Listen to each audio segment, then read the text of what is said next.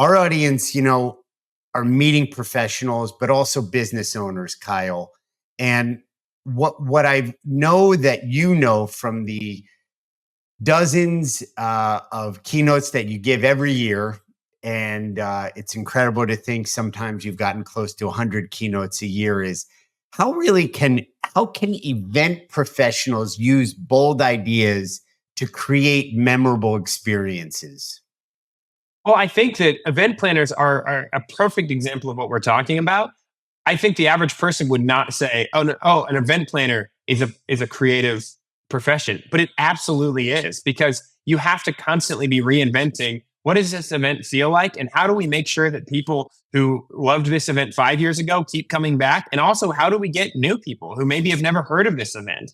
You see a lot of times where an event is very prestigious for 10, 15, 20 years, and then it fails to reach the next generation. And then all of those people retire and they move on, and the event or the organization falls apart. And so as an event planner, you constantly have to be figuring out, how do we retain the people that are our core audience, and how do we expand that and reach the next generation? How do we figure out how to bridge the gaps between both of those people? That is a creative act. And some of that's going to be brainstorming within your team. Some of that's going to be going to other events and seeing what's working, staying on top of industry trends, and then getting references that are outside of your particular bubble. Sometimes it's easy to say, I'm going to go to 5 other events that are exactly like mine, instead of saying, you know what, when I'm at my event, I'm going to walk down the hall in the convention center and see a smaller event that's going on, and I'm going to see a bigger event, and I'm going to see if I can sneak into a friend's meeting of just 20 people at their office. And all of those things classify as events. I'm going to go to a big church service. I'm going to go to a Taylor Swift concert and say, what can I steal from all of these places to make, what are they doing really well and what are they doing poorly? And how can we ask those same questions about our own events and take all of that stuff, stir it up together, and make something that solves all the problems that we're trying to solve? Yeah, you must be channeling me, because it is borrowing. I was thinking of Taylor Swift or the Sphere, but even go to an agricultural fair or your local Kiwanis Carnival. There might be diamonds in the rough. There might be gems that you can borrow just a piece from and then build upon it. What I want to underscore is that, for event professionals, you had said they're a perfect example.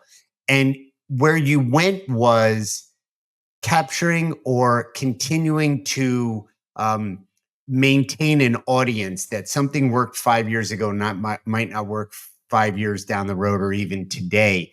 And when we're talking about creativity or constraints and thinking inside the box, you didn't immediately go to, let's go find an illusionist or a juggler or somebody who does something a little bit odd from a TV show or something like that. You went to the audience and the experience and how to leverage that and how to capture people's attention. Even food and beverage, budgeting, hotel reservations, ground transportation require creativity. You've been to how many events have you done this year alone, Kyle? I'll do 70 events this year. Yeah. And I've done most of them because it's November right now. Yeah. And maybe a large portion of them where you go and get the credential, the badge, or the name tag that hangs on the lanyard have kind of been the same. But there's been a few. There you go. I've got a bucket of them over here. But a few of them, I was at an event recently where they did it at the airport. Others, it was on the app. So you could choose. You could do the traditional one, or when you check in for a flight at the gate, you can show your QR code. Those are things that came from inside the box that are providing a different experience. And it's not like we're going to go hire, the biggest rock and roll band in the world or a famous comedian or something like that. So my point is that there's often creativity options, possibilities, opportunities in areas that aren't conventional.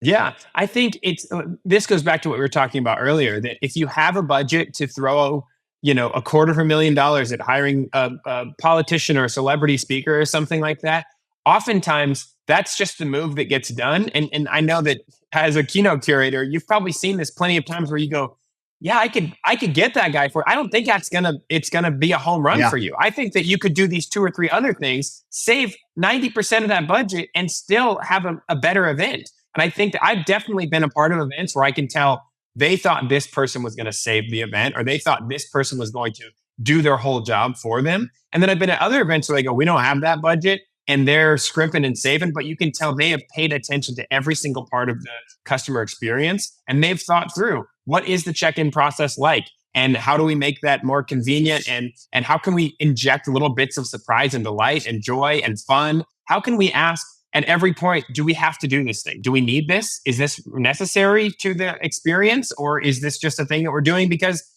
we've done it forever? And you go to some of those events and you're just like, this is so much fun. This is so creative, so innovative. And they didn't go, oh, well, we brought in whoever, we spent Right. all this money to bring in this rock band or this experience or whatever. And so those are the events that get me fired up, because I'm always going, oh, these people care.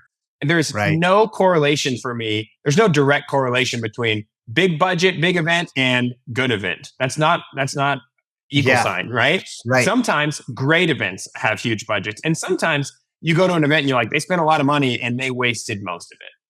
And what I think gets transmitted on a subliminal level or a subconscious level, I'm not a psychologist, is not only did you feel like they thought it through, but the simplicity of it. There's an occurrence that it was so simple, but so potent that it wasn't a big spend. It wasn't an over complex execution.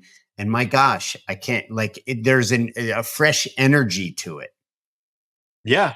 Oh, absolutely. And I think there's something about creativity where it looks obvious in hindsight, and you go, oh, of course, this is the only way it ever could have been. But it took so much work to get to that part. That's what Apple has always been so good at this thing where once you see a new Apple product, not all the time, but most of the time, you're like, oh yeah, why didn't we do this in the first place?